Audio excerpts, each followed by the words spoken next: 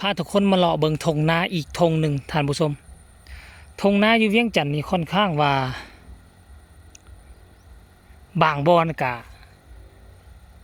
ได้กำลังออกเข้าออกห่วงบางบอนกะเต็มไปด้วยหญ้าท่านผู้ชม FC แฟนคลับให้เบิงเลยอยู่แถวนั้นเริ่มออกห่วงแล้วแต่ว่าแถวนี้เห็นบ่หญ้าขึ้น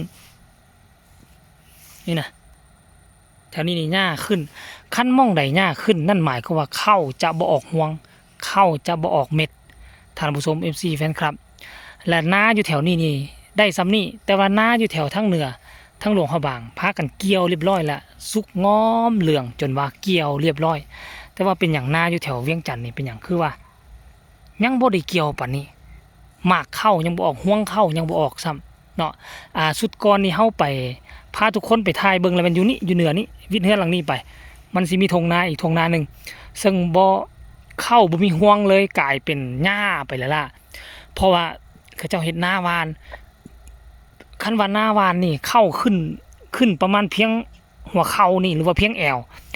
ต้องได้ตัดสูตรของคนไทยนะต้องได้ตัดให้มันลงซ้ำหัวเข่านี่ตัดแล้วเวลาที่เข้ากับหญ้ามันอยู่เสมอกันแล้วเข้ามันสิขึ้นไวกว่าหญ้าแล้วมันก็สิเฮ็ดให้เข้า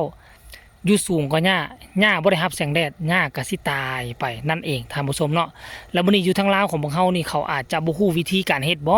เขาเจ้าบ่มีการตัดเลยเขาเจ้าปล่อยไว้มื้อนี้ปล่อยไว้มื้อนี้หญ้ามันสูงกว่าเข้ามันก็เลยเฮ็ดให้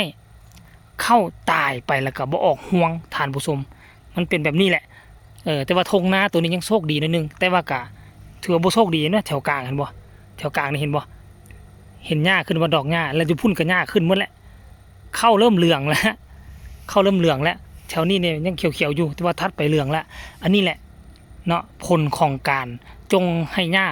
สูงแล้วก็ใหญ่กว่าเข้าท่านผู้ชม FC แฟนคลับเนาะอันนี้ก็เป็นธงหน้าอีกธงหนึ่งที่ค่อยมาเก็บกับข้อมูลมาถ่ายให้สมเจ้าเบิ่งมื้อนี้ท่านผู้ชมเอ้ย